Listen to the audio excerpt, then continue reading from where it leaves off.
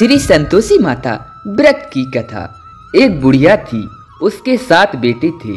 उनमें से 6 कमाने वाले थे और एक निकम्मा था। बुढ़िया माँ 6 पुत्रों को रसोई बनाकर खिलाती और जो कुछ शेष बचता उस 7वें निकम्मे बेटे को खिलाती थी, परंतु वह बहुत भोला भाला था। एक दिन वह अपनी बहू से बोला, देखो मेरी माँ का मुझ पर कितना अपार प्रेम है। तो वह कहने लगी, क्यों नहीं सबका जूठा बचा हुआ भोजन तुमको खिलाती है। वह बोला, ऐसा कभी नहीं हो सकता है, मैं जब यह अपनी आंखों से देख नहीं लूंगा तब तक नहीं मान सकता। कुछ दिनों बाद घर में बड़ा त्योहार आया। घर में 7 प्रकार के भोजन और चूरमे के लड्डू बने। वह जांचने को सिर दर्द का बहाना कर पतला कपड़ा सिर पर ओढ़े रसोई में सो गया। वह कपड़े में से ही यह सब देखता रहा। 6 भाई भोजन करने आए। उसने देखा माँ उनके लिए सुंदर आसन बिछा नाना प्रकार की रसोई परोसती है और उन्हें आग्रह करके जमाया। वह देखता रहा। 6 भाई भोजन करके उठे, तब उसकी झूठी थालियों में से लड्डुओं के टुकड़े उठाकर लड्डू बनाया। जूठन साफ कर बुढ़िया माँ ने पुकारा, बेटा 6 भाई भोजन कर गए, अब तू ही शेष बचा है, उठ ना कब खाएगा। वह कहने लगा, माता जी मुझे भोजन नहीं करना है, मुझे आज भूख नहीं है, मैं परदेश जा रहा हूँ। यह कहकर घर से निकल गया। चलते समय पत्नी की याद आई। वह गौशाला में उपले थाप रही थी। वहां जाकर बोला, हम जाबेंगे परदेश को आबेंगे कुछ काल, तुम रहियो संतोष से धर्म आप नो पाल। बहू बोली, जाओ पिया आनंद से हमेरा सोच हटाए, राम भरोसे हम रहे ईश्वर तुम्हें सहाय। देहु निशानी आपनी देख धरू में धीर, सुध मत हमारी बिसारियो रखियो मन गंभीर। वह बोला, मेरे पास तो कुछ भी नहीं है, यह अंगूठी है सो ले लो और अपनी कुछ निशानी मुझे दे दो। वह बोली, मेरे पास क्या है, यह गोबर भरा हाथ है। यह कह उसकी पीठ पर गोबर के हाथ की थाप लगा दी। वह चल दिया। चलते चलते दूर देश में पहुंचा। वहां एक साहूकार की दुकान थी। वहां जाकर कहने लगा, भाई मुझे नौकरी पर रख लो। साहूकार को आदमी की सख्त जरूरत थी। वह बोला, रह जाओ। लड़के ने पूछा, तनख्वाह क्या दोगे? साहूकार ने कहा, काम देखकर दाम मिलेंगे। साहूकार की नौकरी मिली। वह सवेरे से रात तक नौकरी बजाने लगा। थोड़े दिनों में दुकानदार के 7-8 नौकर थे, वे सब चक्कर खाने लगे। कुछ दिन बाद वह बहुत होशियार हो गया। सेठ ने उसका काम देख 3 महीने में ही उसे आधे मुनाफे का हिस्सेदार बना दिया। वह कुछ वर्षों में नामी सेठ बन गया और मालिक सारा कारोबार उस पर छोड़कर बाहर चला गया। अब उसकी बहू पर क्या बीती सो सुनो। सास ससुर इसे बहुत दुख देने लगे। सारी गृहस्थी का काम करावे, उसे लकड़ी लेने जंगल में भेजे। इतने पर भी घर में जो भूसी निकलती थी उससे बनाकर रोटी उसको दे देते थे और फूटे नारियल की नरेली में पानी। इस प्रकार दिन गुजरते रहे। एक दिन वह लकड़ी लेने जा रही थी कि रास्ते में बहुत सी स्त्रियां माता संतोषी का व्रत करती मिल गईं। उन्हें देखकर वह वहां खड़ी हो गई और कथा सुनने और पूछने लगी, हे प्यारी बहनों, तुम किस देवता का व्रत कर रही हो? इसके करने से क्या फल मिलता है तथा इस व्रत के करने की क्या विधि है? तब वह स्त्रियां बोली, सुनो, यह संतोषी माता का व्रत है। इसके करने से निर्धनता और दरिद्रता का नाश होता है, लक्ष्मी घर में आती है और मन की चिंताओं का नाश होता है। घर में सुख आने से मन को प्रसन्नता और शांति मिलती है। निपुत्री को पुत्र मिले, स्वामी बाहर गया हो तो शीघ्र लौट आवे, कुंवारी कन्या को मन पसंद वर मिले, राज दरबार में बहुत दिनों से मुकदमा चल रहा हो तो शीघ्र ही खत्म हो जावे, गृह क्लेश की निवृत्ति हो, सुख शांति आवे, घर में धन जमा हो जावे, पैसा व जायदाद का लाभ हो, रोग दूर हो जावे तथा और जो भी मन में कामना है वह सब इस संतोषी माता की कृपा से पूरी हो जाती है, इसमें संदेह नहीं है। तब वह पूछने लगी, यह व्रत कैसे किया जाता है, यह भी बता दो, आपकी बड़ी कृपा होगी। वह स्त्रियां कहने लगी, सवा हिसाब का गुड़ और चना लेना, श्रद्धा न हो तो सवा पैसे का ही लेना, यह सवा रुपए का सहूलियत के अनुसार लेना, बिना परेशानी श्रद्धा और प्रेम से जितना बन सके सवाया लेना। प्रत्येक शुक्रवार को निराहार रहकर कथा कहना या सुनना, परंतु इसके बीच में क्रम नहीं टूटे, लगातार नियम पूर्वक करना। सुनने वाला कोई ना मिले तो घी का दीपक जला उसके आगे जल के पात्र को सामने रखकर कथा कहना, परंतु नियम ना टूटे। जब तक कार्य सिद्ध ना हो तब तक नियम का पालन करते रहना। और कार्य सिद्ध हो जाने पर व्रत का उद्यापन करना। 3 मास में माता फल पूरा करती हैं। यदि किसी के ग्रह खोटे हों तो भी माता 1 वर्ष में कार्य सिद्ध कर ही देती हैं।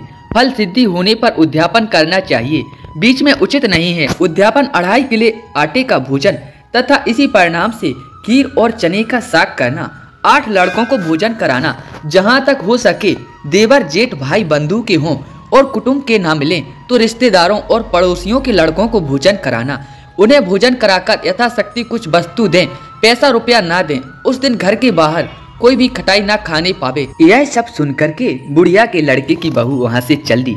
रास्ते में लकड़ी के बोझ को बेच दिया और उन पैसों का गुड़ और चना ले माता के व्रत की तैयारी की। आगे चली और सामने मंदिर देखकर पूछने लगी, यह किसका मंदिर है? लोग कहने लगे, संतोषी माता का मंदिर है। यह सुन माता के मंदिर में जा माता के चरणों में लूटने लगी और दीन हो विनती करने लगी, माँ मैं निपट मूर्ख हूँ, व्रत के नियम कुछ नहीं जानती, मैं बहुत दुखी हूँ। हे माता जगत जननी मेरा दुख दूर करो, मैं तेरी शरण हूँ। माता को दया आई। एक शुक्रवार बीता कि दूसरे शुक्रवार को ही उसके पति का पत्र आया और तीसरे को उसका भेजा हुआ पैसा। यह देख जेठ जेठानी मुझे सिकोड़ने लगे, इतने दिन में इतना पैसा आया, इसमें क्या बढ़ाई है? लड़के ताने देने लगे। काकी के पास अब पत्र आने लगे, रुपया आने लगा। अब काकी की खातिर बढ़ेगी। अब काकी बोलने पर भी नहीं बोलेगी। बेचारी सरलता से कहती, भैया पत्र आवे, रुपया आवे तो हम सबके लिए अच्छा है। ऐसा कहकर आंखों में आंसू भरकर संतोषी माता के मंदिर में जा मातेश्वरी के चरणों में गिरकर रोने लगी। माँ मैंने आपसे पैसा रुपया कब मांगा है? मुझे पैसों से क्या काम है? मुझे तो अपने सुहाग से काम है। मैं तो अपने स्वामी के दर्शन और सेवा मांगती हूँ। तब माताजी ने प्रसन्न होकर कहा, जा बेटी तेरा स्वामी आएगा। यह सुन सुखी से बावली हो घर में जा काम करने लगी। अब संतोषी माँ विचार करने लगी, इस भोली पुत्री को मैंने कह तो दिया कि तेरा पति आएगा, पर आएगा कहाँ से? वह तो इसे स्वप्न में भी याद नहीं करता है। उसे याद दिलाने के लिए मुझे जाना पड़ेगा। इस तरह माताजी उस बुढ़िया के बेटे के पास स्वप्न में जा प्रकट हो कहने लगी, साहूकार के बेटे सो रहा है या जागता है? वह कहने लगा, माता सोता भी नहीं जागता भी नहीं हूँ, बीच में हूँ, कहो क्या आज्ञा है? माँ कहने लगी, तेरे घर बार है या नहीं? वह बोला, मेरा सब कुछ है माताजी, माँ बाप है, भाई बहन है, बहू है, क्या कमी है? माँ बोली, भोले पुत्र तेरी बहू घोर कष्ट उठा रही है, तेरे माँ बाप उसे बहुत दुख दे रहे हैं, वह तेरे लिए तरस रही है, तू उसकी सुधि ले। वह बोला, माताजी यह मुझे मालूम है, परंतु कैसे जाऊं? परदेश की बात है, लेन देन का कोई हिसाब नहीं है, जाने का रास्ता कोई नजर ही नहीं आता है, कैसे जाऊं? माँ कहने लगी, मेरी बात मान, सवेरे नहा धोकर संतोषी माता का नाम ले, घी का दीपक जला, दंडवत कर दुकान पर जा बैठ, देखते ही देखते तेरा सब लेन देन चुक जाएगा, साझ होते होते धन का भारी ढेर लग जाएगा। अब वह सवेरे बहुत जल्दी उठ भाई बंधों से अपने सपने की बात कहता है। वे सब उसकी अनसुनी कर दिल लगी उड़ाने लगे, कहीं सपने भी सच होते हैं कहने लगे। एक बूढ़ा बोला, देख भाई मेरी बात मान, इस प्रकार सांच झूठ के बदले में देवता ने जैसा कहा है वैसा करने में क्या जाता है तेरा? अब बूढ़े की बात मानकर वह नहा धोकर संतोषी माता को दंडवत कर घी का दीपक जला दुकान पर जा बैठता है। थोड़ी देर में क्या देखता है कि देने वाले रुपया लाने लगे, कोठे भरे सामानों के खरीदार नगद दाम दे सौदा तय करने लगे और शाम तक धन का ढेर लग गया। मन से माता का नाम ले चमत्कार देख प्रसन्न हो घर ले जाने के वास्ते गहने कपड़ा और सामान खरीदने लगा और यहाँ के काम से निपट तुरंत घर को रवाना हुआ। वहाँ बहू बेचारी जंगल में लकड़ी लेने जाती और लौटते समय माता जी के मंदिर में विश्राम करती है, क्योंकि वह तो उसके रुकने का स्थान ठहरा है। धूल उड़ती हुई देख वह माता जी से पूछती है, हे माता रानी यह धूल कैसे उड़ रही है? माता जी कहती है, हे पुत्री तेरा पति आ रहा है, अब तू ऐसा कर कि लकड़ियों के 3 बोझ बना ला, एक नदी के किनारे रख और दूसरा मेरे मंदिर पर और तीसरा अपने सर पर रख। तेरे पति को लकड़ी का गट्ठा देखकर मोह पैदा होगा, तब वह यहाँ रुकेगा और भोजन बना खाकर अपनी माँ से मिलने जाएगा। तब तू लकड़ियों का बोझ उठाकर जाना और बीच चौक में गट्ठा डालकर 3 आवाजें जोर से लगाना कि सासू जी लकड़ियों का गट्ठा लो और भूसी की रोटी और नारियल के खोपड़े में पानी दो।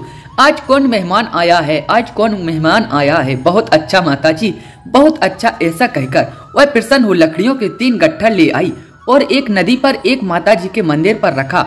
इतने में ही मुसाफिर आ पहुंचा। लकड़ी सूखी देख उसकी इच्छा उत्पन्न हुई कि आज अब यहीं निवास करें और भोजन बना खा पीकर गांव को जाएंगे। इस प्रकार रुककर भोजन बना विश्राम करके वहां अपने गांव को प्रस्थान हुआ। वह गांव को गया, सबसे प्रेम से मिला और उसी समय बहू सिर पर लकड़ी का गट्ठा लिए मतवाली हो आती है और लकड़ियों का भारी बोझ आंगन में डाल जोर से 3 आवाजें देती है। लो सासू जी, लकड़ियों का गट्ठा लो और भूसी की रोटी और नारियल के खोपड़े में पानी दो। आज कौन मेहमान आया है, आज कौन मेहमान आया है। यह सुनकर उसकी सास बाहर आने पर अपने दिए हुए कष्टों को भुलाने हेतु कहती है, बहू ऐसा क्यों कहती हो, तेरा मालिक आया है, तेरा स्वामी आया है, आ बैठ, मीठा भात खा, भोजन कर, कपड़े पहन। इतने में आवाज सुनकर उसका स्वामी बाहर आता है। अंगूठी को देख व्याकुल होता है। माँ से पूछता है, माँ यह कौन है। माँ कहती है, यह तेरी बहू है। आज 12 वर्ष हो गए हैं, जब से गया तब से सारे गांव में जानवर की तरह भटकती है और घर का कोई भी काम काज नहीं करती। 4 समय आकर खाना खा जाती। अब तुझे देखकर भूसी की रोटी और नारियल के खोपड़े में पानी मांगती है। वह लज्जित होकर बोला, ठीक है माँ, मैंने इसे भी देखा और तुम्हें भी देखा। अब मुझे दूसरे घर की ताली दो, मैं उसमें रहूंगा। तब माँ बोली, ठीक है बेटा, तेरी जैसी मर्जी हो। यह कहकर ताली का गुच्छा पटक दिया। उससे ताली लेकर दूसरे मकान में जा तीसरे मंजिल के ऊपर एक कमरा खोलकर सारा सामान जमाया। एक दिन में वहां राजा के जैसा महल ठाट बाट बन गया। अब क्या था, वह दोनों सुख भोगने लगे। इतने में अगला शुक्रवार आया। उसने पति से कहा, मुझे संतोषी माता के व्रत का उद्यापन करना है। उसका पति बोला, बहुत अच्छा, बड़ी खुशी से कर लो। तुरंत ही उद्यापन की तैयारी करने लगी। जेठ के लड़कों को भोजन के लिए कहने गई। उसने स्वीकार कर लिया, परंतु पीछे से जेठानी ने बच्चों को सिखाया, देखो रे, भोजन के समय सब लोग खटाई मांगना, जिससे इसका उद्यापन पूरा ना हो। लड़के जीमने आई। खीर पूरी खाकर पेट भर गया, परंतु वह बात याद आते ही कहने लगी कि हमें खटाई दो, खीर खाना हमें अच्छा नहीं लगता, देखकर अरुचि होती है।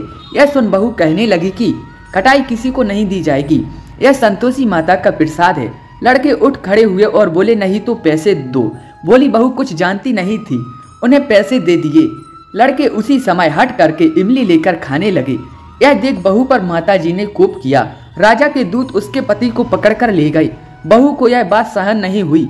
वह रोती हुई माताजी के मंदिर को गई और कहने लगी, हे माताजी, यह तुमने क्या किया है माताजी, हंसाकर अब क्यों रुलाने लगी हो।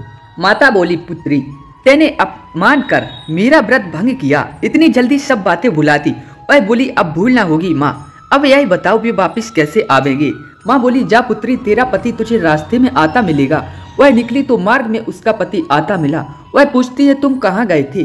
तब वह कहने लगा, इतना धन जो कमाया है उसका कर राजा ने मांगा था, वह भरने गया था। वह प्रसन्न होकर बोली, भला हुआ, अब घर को चलो।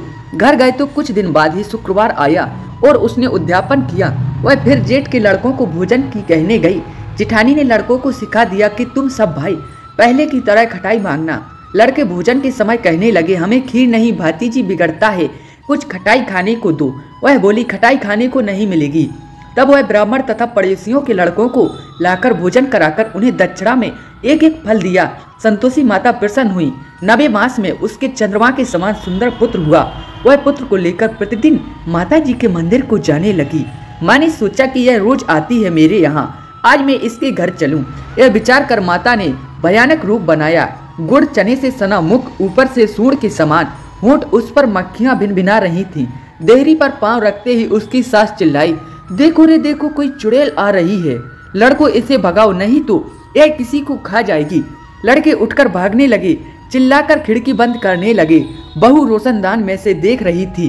प्रसन्नता से पगली बन चिल्लाने लगी, आज मेरी माता जी आई हैं, आज मेरी माता जी मेरे घर आई हैं। वह बच्चे को दूध पीने से हटाती हैं। इतने में तो उसकी सास का क्रोध टूट पड़ा।